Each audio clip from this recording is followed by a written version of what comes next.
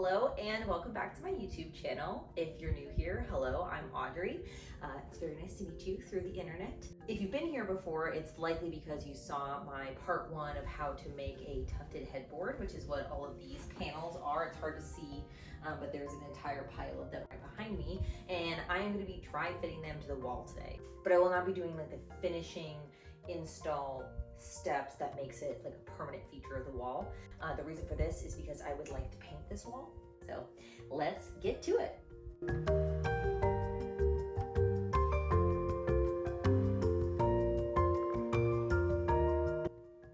I am standing in the entrance to this bedroom, and I am showing you the wall, which is the opposite wall where this headboard is going to go. So today we just got to work around that window. Here is the window sill. As you can see, this jets out a bit. So I want to get my headboard as high as possible, as tall as possible, which I think should be right underneath the windowsill. But if I put it up against here, then I have this gap. I don't want to take this off. I think it's a pretty basic, like readily available piece of trim. But I don't want to pull it off the wall. Because then what if one day I want to take down this headboard, then I have to replace this piece. So I'm going to work around it. To get around this, I bought from the hardware store a bunch of these square dowels. These are 3/8 inch.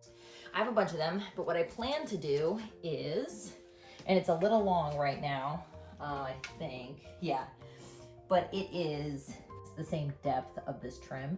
So I am just going to nail it into the wall at this same level, and that'll give all of my panels the same like starting point depth wise. And if I want to pull it all off at the end, it'll be taking this off the wall, and then sure, I'll have to like sand and fill in the holes, but I feel like it'll be a lot less detrimental than if I were to take off this piece of trim itself. Interesting. The window is slightly off center, which makes sense. This is an old house built in the 60s. Let's go cut these. RIP to me ever having a DIY shed.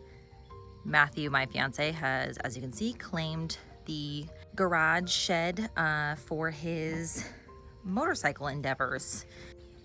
I'm just kidding. We got this. I've signed on to this. He is restoring a 2001 Harley Davidson FXDX Dyna, which is back over there. And he also has a YouTube channel called Morningside Motors, so you should check him out.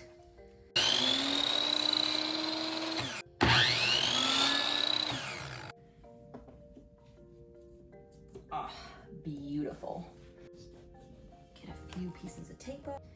So now when I see, oh yes, but this is fantastic.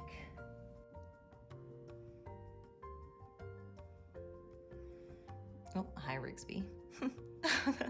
That little leaf just hit him. So this is what we're working with. Jesus, I should have some hearing protection on. A little loud.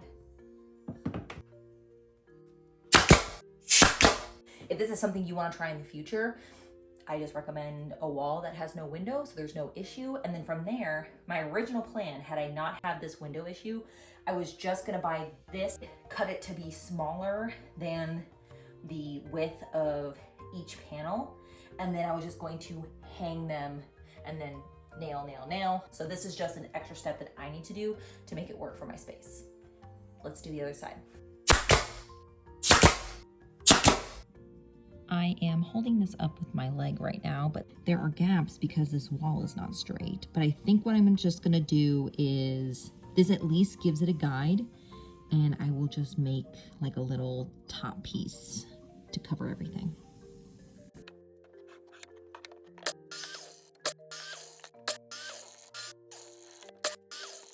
I want the top of my panel to reach right about here, or maybe a little above. So I just need to get I just have to do a little quick math, get this distance, punch it into the wall below, however much I need, And then this should be able to just hang right on. There we go, that's a little bit better. I'm gonna use the center of the window to base my panel locations off of. So I have 2 rows of 6. So I wanna start here and move out, and same with the other side.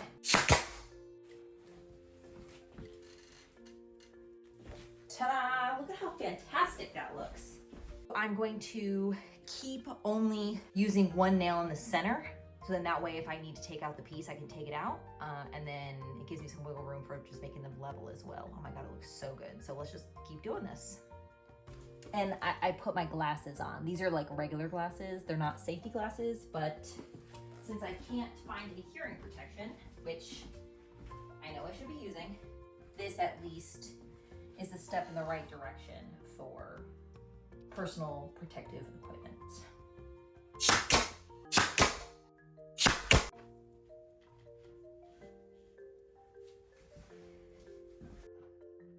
Oh my God, easy peasy, perfect. See, so that's the point, is to make it so easy. Yes, there's a hole in the wall, but hole in the wall from like hanging a painting would do the same thing. So minimal impact. Okay, a little, oh my goodness. So I took a quick break for lunch and then spilled leftover lo mein all over my shirt, and it's also getting hot outside, so I have changed.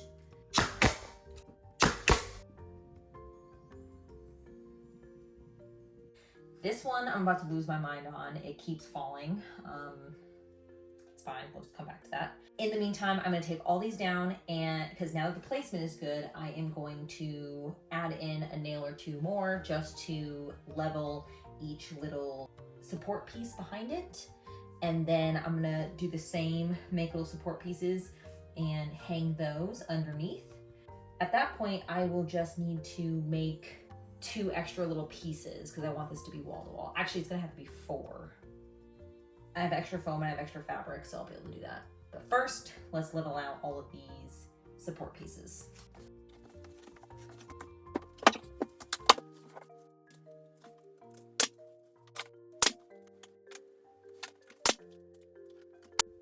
Now I am measuring where the second layer needs to go.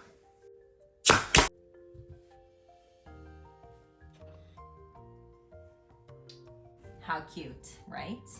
So now I just need to do the rest of the bottom layer, and I'm just gonna repeat what I did for this first one, which is basically, I think for the most part, it'll all be right at about 17.5 inches from the top of this guide.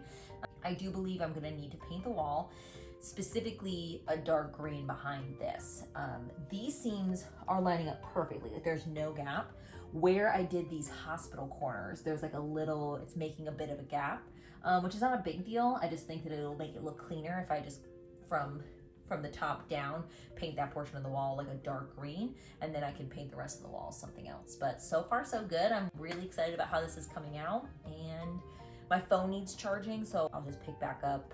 The next clip you'll probably see is me putting the second row of panels on the wall.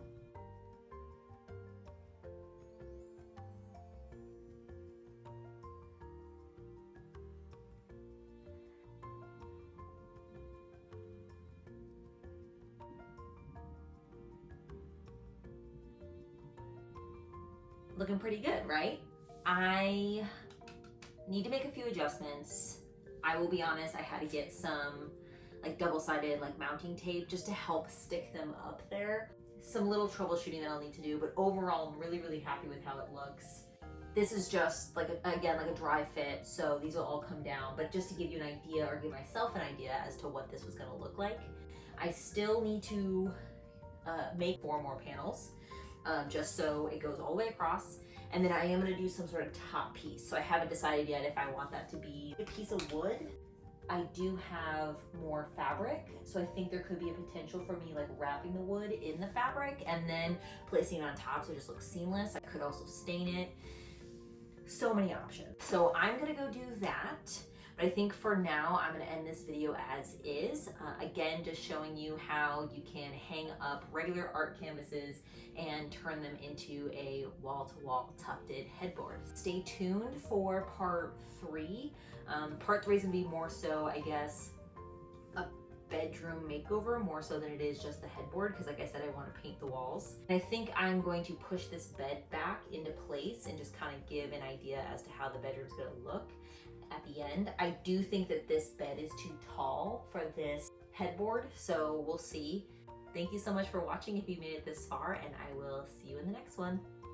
Bye!